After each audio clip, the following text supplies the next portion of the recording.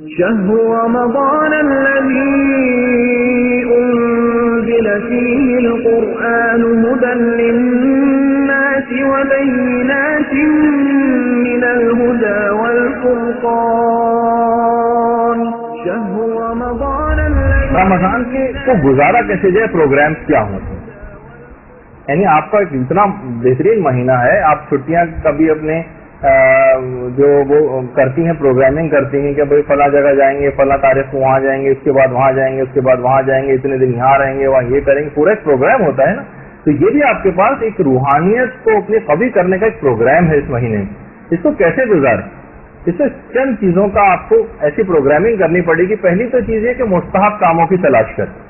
سوچیں کہ آپ نیکیاں ہم کون کون سی کریں، ایک لسٹ بنا کے رکھیں، کاپی ایک مینٹین کریں کہ اچھا مجھے یہ کرنا ہے، اتنی تلاوت کرنی ہے، اتنی فلاں چیز کرنی ہے، اتنے غریبوں کی امداد کرنی ہے، اتنے پیسے صدقے میں دینے ہیں، فلاں چیز کرنی ہے، یہ کتاب ہے میں فلاں کو گفٹ میں دوں گی، یہ اس طرح سے کروں گی. پورے آپ دیکھیں گے کاپیاں بھرتی چلی جائیں گی اور آپ دیکھیں گے ارے بہت مزہ آپ کو آئے گا کہ واقعی نیکیوں کی اس طرح سے، جس طرح تھنگس ٹو ڈو اور وہ سب کچھ جو آپ پورے چارٹ بناتی ہیں کہ آج کے دن مجھے کیا کرنا ہے کیا کرنا ہے، اس طرح کی پروگرامنگ آپ اپنی کریں.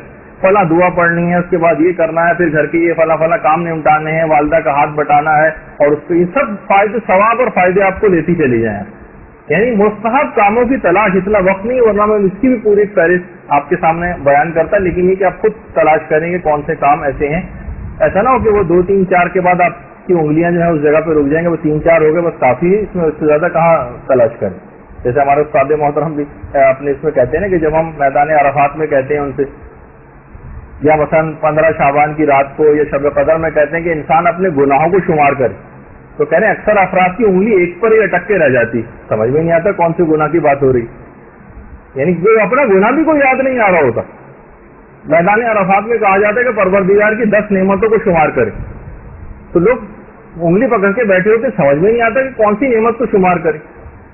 تو ایسا دماغ بعض اوقات معاف ہو جاتا ہے. تو مستحب کاموں کی تلاش، آپ باقاعدہ ایک لسٹ بنائیں. ابھی آپ کے پاس 1 آدھ روز اور ہے، بس یہ ہو گیا کہ حالات کی وجہ سے یہ 1 ہفتہ ڈیلے ہو گئی کلاس، ورنہ پچھلی دفعہ ہی بات بیان ہو جاتی تو آپ کے پاس اور وقت آ جاتا. بہرحال مستحب کاموں کی تلاش کریں. پھر دوسری کہ دروس کے اگر کوئی پروگرام کسی جگہ پہ ہو رہے ہوں تو اس میں آپ شریک ہوں، اور اگر کسی جگہ نہیں ہو رہے تو اپنے علاقے میں اپنے گھر میں بھی آپ بہت سی چیزیں شروع کر سکتی ہیں. اپنے گھر میں ایک ہفتے ایک کے گھر میں ہو جائے، دوسرے ہفتے دوسرے گھر میں ہو جائے. اسی طریقے سے ہی جو ہے دین کا کام آگے بڑھتا. بس گھر میں صرف افطاریاں پکتی رہیں اور سحریاں پکتی رہیں، اور ٹی وی اور وہ بھی یہی فریضہ انجام دے رہا ہے. جتنے باہر بورڈ لگے ہوئے ہیں وہ صرف کھانوں ہی کو پروجیکٹ کر رہے ہیں، گویا صرف رمضان صرف تھوڑی سی دیر رکنے کا اور اس کے بعد فقط کھانے پینے کا نام. میں کتاب کی ایک دفعہ خرید کے لے کر آیا تھا، ایک عام مسلمانوں کے بک اسٹال وہاں پہ تھی، اکابر کا رمضان.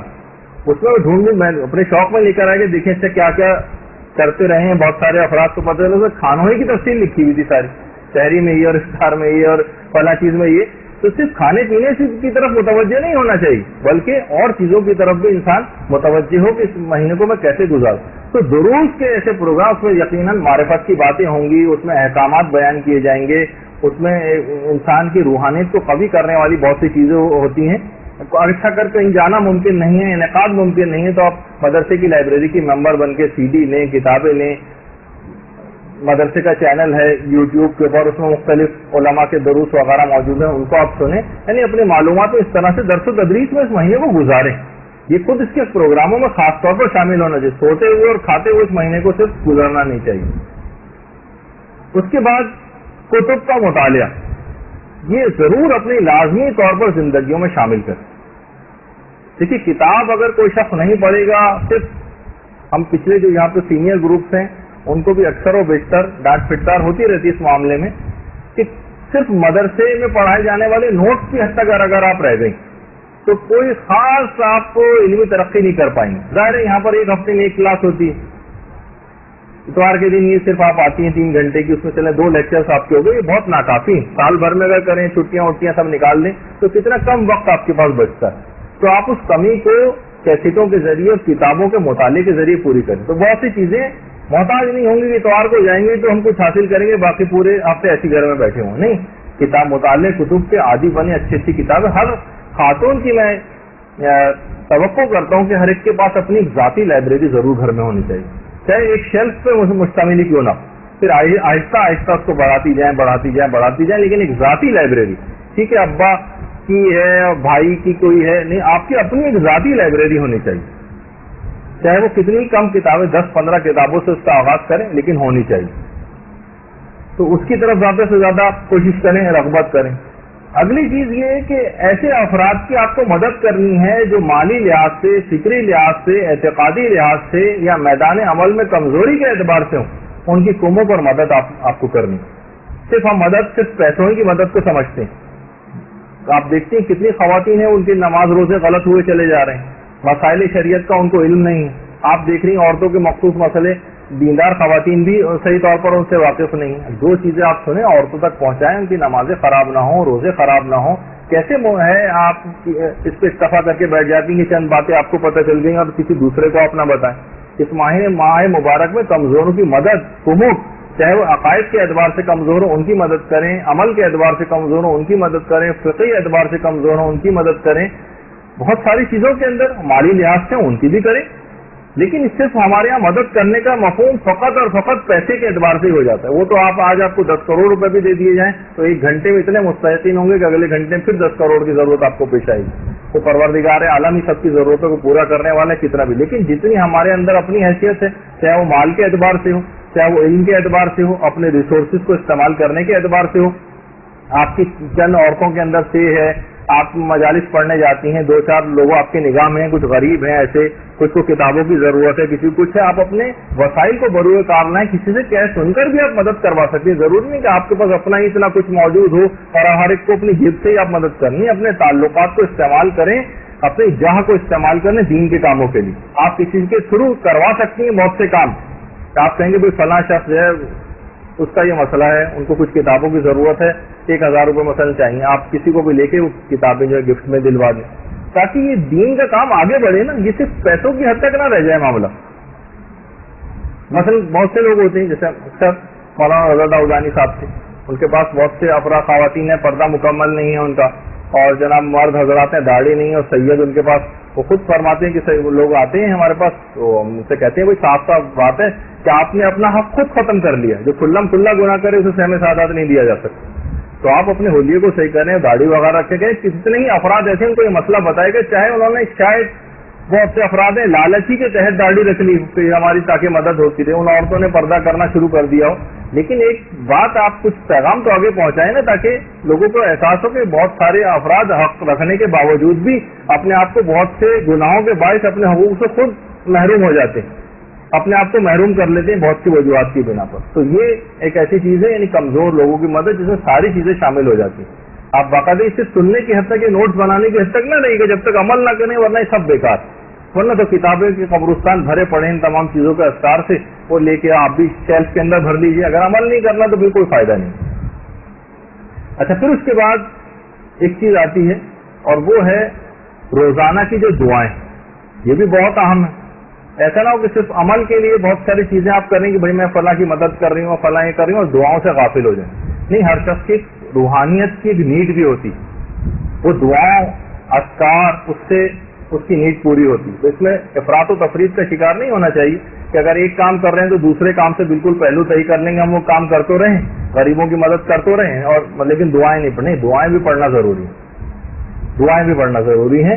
تو روزانہ کی جو مشہور دعائیں ہیں وہ بھی اس سلسلے میں جو ہے وہ ضرور پڑھیں، یا علی ہو، یا عظیم ہو، یا غفور ہو، یا رحیم والی دعا، وہ ہر نماز کے بعد جو پڑھی جاتی ہے وہ بھی آپ کو مفاتی میں مل جائے گی۔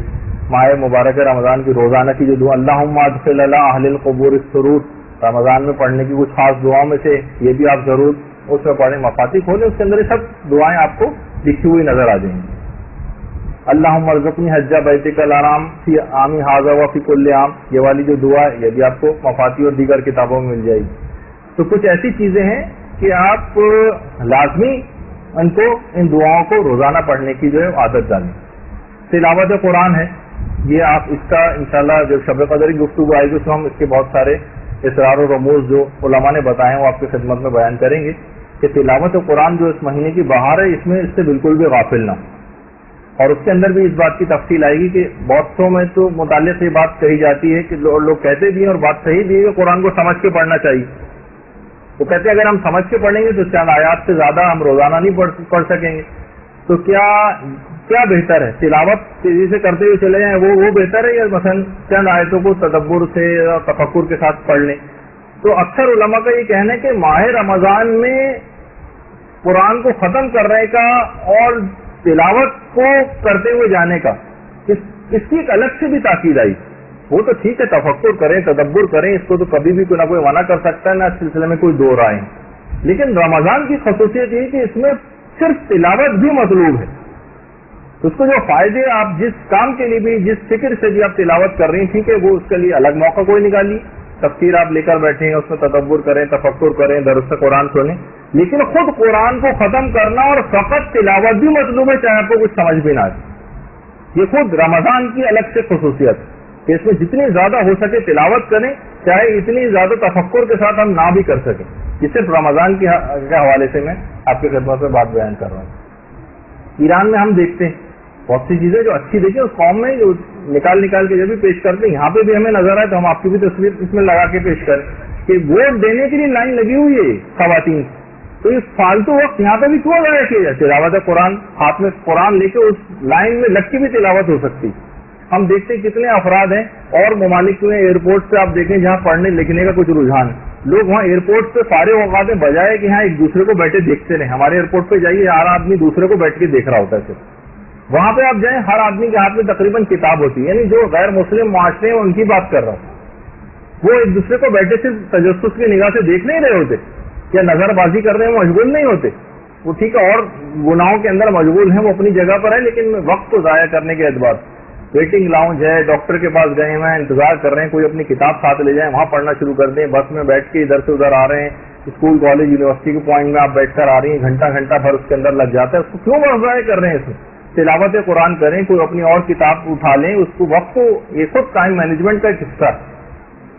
تو بہرحال یہ سب چیزیں ایسی ہیں کہ دعاؤں کے اندر بھی اپنے آپ کو جو ہے سلسلے میں لگانا ہے.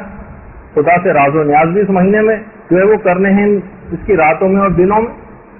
تو یہ تمام چیزیں ایسی ہیں کہ دعائیں اور یہ سب کچھ مفاتیح الجنان اٹھائیں، اس کے اندر مشغول ہوں. واقعی یہ مہینہ مکمل ثواب اور فائدوں کو اٹھانے کا مہینہ ہے. تو یہ ہے. اور اس مہینے میں خاص طور پر صدقہ دینے کی بھی بڑی تاکید ہے. اس میں مختلف اوقات میں صدقہ، بہت سی خواتین کے متعلق میرے علم میں بات آتی ہے کہ انہوں نے گھر میں بس ہر وقت، ہر تھوڑی دیر بعد، گھنٹے بھر بعد انہوں نے بہت ساری ریزگاری بھی جمع کر کے رکھے ہوئی ہے. ہر تھوڑی دیر جب بھی گزر رہی ہیں وہاں سے نکالا انہوں نے، اسے ریزگاری اٹھائی اور صدقے کے باکس میں ڈال دی، جو پہلے سے اجازت یافتہ ہے. ایسا باکس ہے جو کہ حاکم شرع سے جو صدقے کے مسئلے میں نے اس سے پہلے بیان کیے تھے، یا کسی غریب سے اجازت لی ہوئی ہے کہ اس کو جمع کر کے ایک ساتھ دے دیا جائے گا. تو ہر موقع، ہر لمحے، آتے جاتے ہر وقت صدقات کہا جاتا ہے نا روایتوں میں کہ انسان قیامت کے میدان میں اپنے صدقات کی چھاؤں میں ہوگا. یعنی جتنے زیادہ اس نے صدقات دیے ہوں گے، اپنی زندگی کو لگائی سے روزگاری جمع کر کے بار بار دن میں، ورنہ ہوتا نا کہ دن میں صبح میں ایک دفعہ دے دی، ایک دفعہ رات میں دے دی، نہیں کئی دفعہ بھی دینے کی. نیکیوں میں کیا پریشانی ہے کہ اس کو متعدد بار نہیں انجام دیا جا سکتا. جتنی دفعہ ہو سکے آپ کوشش کریں کہ صدقات وغیرہ بھی اس انداز سے آپ دیتی رہیں. 70 بلائیں ہر دفعہ دور ہو جاتی ہیں، تو بار بار دینے سے جتنی دفعہ دیتی جائیں گی اتنی 70 بلائیں دور ہوتی چلی جائیں گی. اور پیغمبر اسلام کی جو احادیث میں سے بھی ہے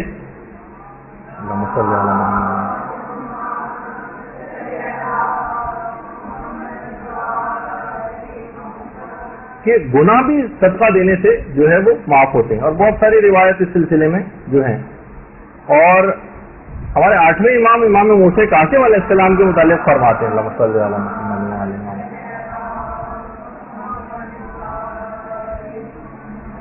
یعنی 8ویں امام کہتے ہیں اپنے والد 7ویں امام کے متعلق کہ میرے بابا رمضان کی آخری تاریخوں میں ہر رات 20 رکعت نماز مستحبی بڑھا دیا کرتے تھے. ہر رات 20 رکعت، آخری راتوں میں ہر رات میں 20 رکعتیں مستحبی بڑھا دیتے تھے. ہم جیسے جیسے دن قریب آتے جاتے ہیں ویسے ویسے نمازوں کی کو کم کرتے چلے جاتے ہیں، لیکن وہ بڑھا دیا کرتے تھے. اچھا، اب اس میں آپ کو زبان کے اوپر بہت زیادہ کنٹرول رکھنا ہے، اس کا خیال کرنا ہے. آنکھوں کے اوپر بہت زیادہ کنٹرول جو رکھنا ہے، حرام چیز کوئی نہ ہو، رشوت خوری اور مختلف چیزیں یا مال حرام اس طرح سے کمانا، اس پہ اپنے آپ کو کنٹرول رکھنا. اور ایک چیز اور دیکھیے، بہت ساری طبیعتیں ایسی ہیں کہ ان کی طبیعتیں عام دنوں میں روزہ رکھنے پر تیار نہیں ہوتی. ٹھیک ہے، ہمیں پتا ہے، ہمیں بہت زیادہ ثواب معلوم ہے، لیکن کیا کریں، دل نہیں چاہتا روزہ رکھنے کو. ہمیں پتا ہے کہ لوگوں کی امداد کرنے کا اور صدقات دینے کا کتنا ثواب ہے، لیکن انفاق بھی سبیل اللہ کے اوپر دل زیادہ تیار نہیں ہوتا، ہاتھ جیب کی طرف زیادہ جاتا نہیں ہے اس سلسلے میں. ٹھیک ہے، نمازیں جو ہیں ہمیں پتا ہے کہ رات کو شب بیداری کی کتنی تاکید ہے، نماز شب پڑھنے کی کتنی تاکید ہے، لیکن نماز شب کے لیے کوشش کے باوجود اٹھا ہی نہیں جاتا. ان لوگوں کے لیے بھی ایک آسان حل بتایا گیا. وہ افراد، اور یہ حل جو بتایا یہ ہمارے چھٹے امام جعفر صادق علیہ السلام نے بتایا،